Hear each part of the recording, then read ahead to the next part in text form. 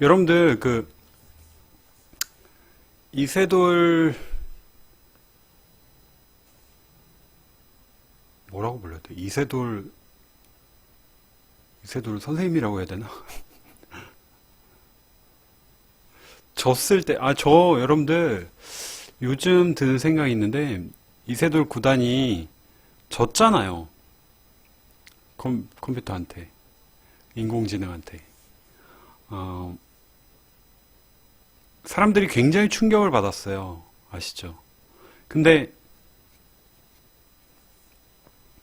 여러분 충격 받지 않았나요? 아닌가? 스카이넷이다. 무섭다. 이제 뭐 얘기하는데 저는 좀 다른 생각 가지고 있어요. 저도 이제 져가지고 되게 좀 안타까운 생각이 들긴 했는데요. 여러분 인공지능이라는 것 자체가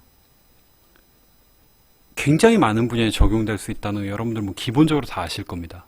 이 인공지능 기술을 잡고 있는 어떤 기업이나 국가가 그야말로 미래를 선도할 거예요. 그건 당연한 거죠. 우리나라 인공지능 기술이 물론 뭐 바닥은 아니지만 선진국가 일본이나 뭐 미국 이런 데 비해서 한참 뒤떨어져 있는 게 사실이에요. 이세돌 구단이 진 게 어떻게 보면은 뭐 어떤 면에서는 되게 슬픈 일일 수도 있지만은 굉장히 큰 기회가 될 수 있다는 거예요. 제가 이공계 출신으로 느끼는 생각은 그렇습니다. 왜냐면 여러분들 길거리 가는 할머니도 알파고가 뭔지 다 알아요.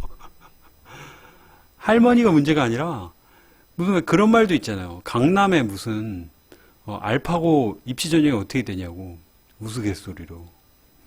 여러분들 막 왜 그런 이야기 있잖아요. 이제 서점가의 알파고 열풍, 뭐 알파고로부터 배우는 뭐 경영 전략, 미쳐야 알파고다.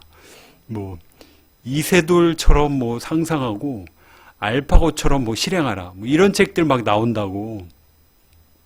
그만큼 어떻게 보면 이슈가 된 거거든요. 지금 아마 전 세계에서 대한민국처럼 인공지능에 전 국민이 지금 관심을 갖고 있는 나라가 없을 거예요. 여러분들 이게 어마어마한 겁니다.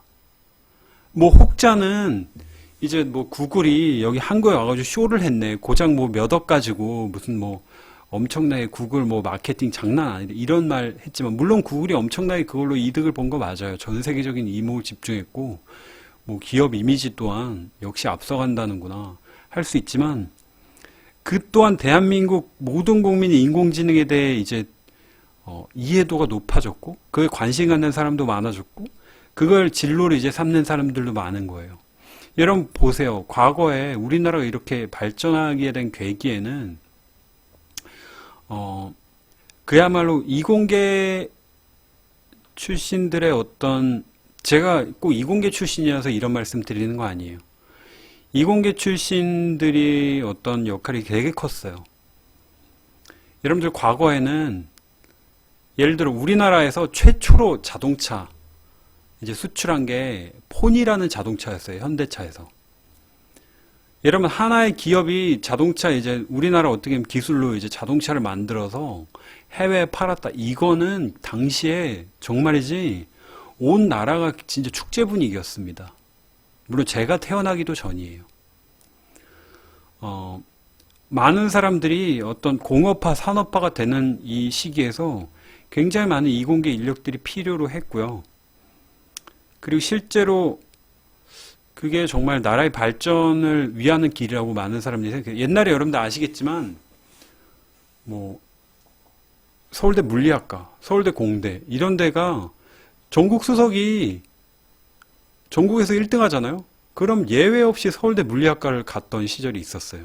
그렇게 전 국민이 어떤 과학기술에 대한 관심을 갖게 되면서 그 실제로 그 이공계 출신들이 이제 많아졌고 그걸 기반으로 우리나라가 무슨 스마트폰이며 무슨 반도체며 자동차며 그 인력들이 있으니까 여러분들 아예 그런 인재가 없다고 생각해 보세요. 이런 기업들이 어떻게 큽니까?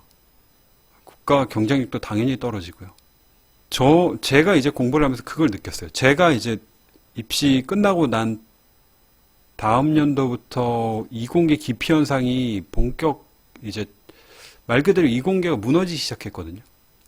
여러 면에서 뭐 실수한 것도 있고, 이공계 그렇게 이제 많아지다 보니까 이공계, 왜냐면 그게 나라의 어떤 기반이 됐거든요. 그 인재가 국가 성장을 하는 데 있어서. 그러다 보니까 이공계 출신 인력이 좀 많아지기도 했었고, 여전히 우리나라에는 그런 게 좀 있긴 있어요. 기술하는 사람들을 좀 이제 천시하는 그런 이미지가 또 있다 보니까 이공계를 잘 안 오려고 했죠.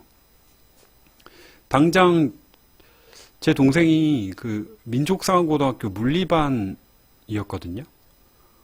한 반에 5명이에요. 엄청 적죠. 완전 소수정예죠. 그러니까 물리로 어쨌든 과학에서 엄청나게 잘했던 중학교 때까지, 그 당시 민사고는 또 지금의 위상과 또 달랐거든요. 가장 먼저 입시를 뽑고 어쨌든 유능한 이제 친구들이 갔는데, 5명 중에 이공계, 결국 순수 이공계로 간 사람이 제 동생 한 명밖에 없어요. 5명 중에 한 명 서울대 의대, 또 한 명 서울대 의대나 삐까친다는 이제 성대 의대, 또 한 명이 이제 내신이 민사고니까 내신이 잘 안 나와서 이제 연대 의대, 그리고 한 명은 문과로 바꿨고, 제 동생만 이제 저를 따라서 제가 나쁜 놈인가 봐요. 이제 전기 컴퓨터 이쪽 전공해서 지금 그에 관련된 뭐 모바일 그 해외에서 창업을 해서 지금 하고 있는데, 그 정도로 이공계는 완전 찬밥 신세였어요. 여러분, 그 시기가 거치고 이제 스마트폰, 뭐 모바일 이런 시대가 또 왔단 말이에요. 근데 여러분들 지금 어떻게 보면 우리나라 좀 뒤처진 부분이 있어요. 뭐냐면 IT 뭐 하고 우리나라 굉장히 앞서간다고 생각하는데, 진짜 인재들, 정말이지 말 그대로 인재라고 할 수 있는 게 턱없이 부족합니다. 이공계 쪽에서. 그때 이공계 기피가 얼마나 심했냐면, 나라에서 이공계 장학금이라고 만들어서 그 시절에 이공계에 온 사람들은 등록금 안 냈어요. 학점 어느 정도 넘으면은 등록금 안 내고 대학 다닐 수 있었습니다. 그래도 이공계를 안 왔어요. 그러다 보니까 지금 현재 어떻습니까? 이공계 어떤 그 인재들이 굉장히 부족해요. 근데 천만다행히도 지금 이렇게 어떻게 보면은 인공지능에 대한 관심이 전 국가적으로 전 국민이 진짜 산골짜기 할아버지도 알파고를 알 지경이에요. 이 정도면 여러분, 우리나라 사람들이 저력이 대단하거든요. 세계 여자 골프 LPGA 보시면 아시겠지만, 처음 박세리 선수가 거기서 이제 우승을 한 다음에, 골프 그 시기가 나라가 되게 어려운 시기였거든요. IMF 있고. 그래가지고 되게 국민들의 주목을 받았죠. 그때 진짜 희망도 없었던 그런 시기였는데, 그러다 보니까 그게 엄청난, 막 애국가 할 때도 나오고 하다 보니까 정말 많은 사람들이, 또 한국인들이 여자 골프에 진출을 하게 됐고, 관심이 확 몰리니까. 그래서 지금 세계 랭킹 10위 중에 한 5명이 한국인일걸요? 여러분, 피겨 스케이팅도 마찬가지고, 김연아 선수가 일단 엄청나게 이제 전 국민적인 스타가 됐고, 관심을 갖게 되니까, 그 또 후배들이, 또 한국 사람들이 뭐 하면 아주 기똥차게 잘하거든요. 그 지금 피겨 스케이팅에 굉장히 지금 김연아 다음을 이을 분들이 몇 명 있어요. 아마 김연아 선수 못지않은 분이 또 탄생할 것 같아요. 그래서 인공지능도 저는 그렇게 되지 않을까 하는 생각이 있어요. 지금 그래서 어떻게 보면은, 이렇게 저런 어떤 사람도 아닌 뭐 컴퓨터한테 저렇게 졌다는 게 되게 충격적이기도 하지만, 한편으로는, 왜냐면 그게 진짜 어떻게 보면은 국가 경쟁력의 상당 부분을 차지할 부분이라서, 그런 면에서 더더욱 그 이세돌 구단, 뭐 저랑 동갑이니까 저랑 뭐 친구죠. 세돌아, 수고했다. 그 인간, 뭐, 그 승리하신 것도 대단할 뿐만 아니라, 그리고 인공지능에 대한, 어쨌든 뭐, 지건, 이기건 해서 인공지능에 대한 어떤 관심을 이렇게 한 나라에, 이세돌 구단이 없었으면 또 어떤 다른 나라, 중국에서 했었으면 뭐, 또 어떻게 될지 모르잖아요.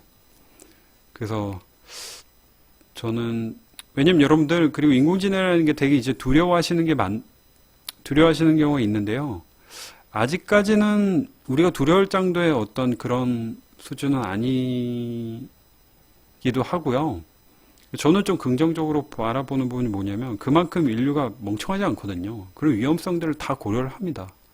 항상 새로운 기술이 나오면은 그거에 대한 두려움들은 늘 존재했어요. 최초로 산업혁명에 뭐 면직물 이제 그 뽑아내는 그런 기계들, 모직 기계들 나왔을 때 사람들이 그거 보고 그 기계 앞에서 일하면은 자기 영혼을 빼앗긴다는 믿음마저도 있었어요. 여러 가지 뭐 여러분들 핵폭탄?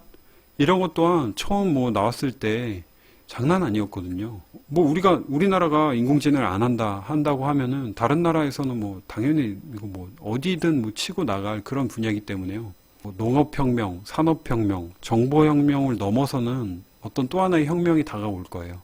그런 분위기에서 어떻게 보면 이번 어떤 이벤트가 두려움도 있고 그런 기계에 대한, 그리고 또 뭐 구글한테 이용당한 거 아니냐라고 생각할 수도 있겠지만 저는 지금 이런 분위기 자체는 정말 감사해야 될 일인 것 같아요. 이런 기회가 주어졌다는 것과 그리고 그 기회를 만들어줄 수 있었던 이세돌 구단한테 제 생각을 좀 말씀드려봤네요. 그래서 여러분들도 이런 분야로 많이 진출하셨으면 좋겠어요. 인공지능 혹은 문과여도 인공지능 관련된 많은 것들을 할 수 있습니다. 뭐 인공지능이 된 문과들은 다 굶어야 되는 거 아니라고 생각하실 수 있겠지만 항상 그렇지만 기계화되고 산업화되면 그거에 대한 어떤 반대급부로라도 뭐 인문학이라던가 좀 더 사람적인 부분 혹은 뭐 기계를 어떻게 더 인간답게 만들 수 있는지 그런 것들이 같이 부각이 되거든요. 그쵸, 뭐 윤리성이나 정책. 근데 뭐 인공지능에 대한 이해는 어느 정도는 하고 가야겠지만 그래서 여러분들 이런 변화된 세계에 우리가 또 맞춰서 나가야 되잖아요. 그래야 여러분들 만약에 당장 무슨 뭐 없어질 직업 1위 텔레마케터, 2위인가 3위가 회계사인가 그래요. 그런 미래를 여러분들이 감안하시고 준비하는 것과 아무 생각 없이 하는 것은 뭐 요즘 뭐 무슨 직업이 잘 나간다 그것만 보고 하는 거는 또 되게 부동산 중개하는 것도 많이 사라질 부분 중에 하나라고 많이들 이야기하죠. 여러분들은 공부를 안 해요. 아이유 수학 진로 장기하 벡터까지 나갔다고요. 그만 좀 물어봐요. 잘할 수 있어요. 오빠가 있잖아요. 뭐가 무서워요? 미안합니다.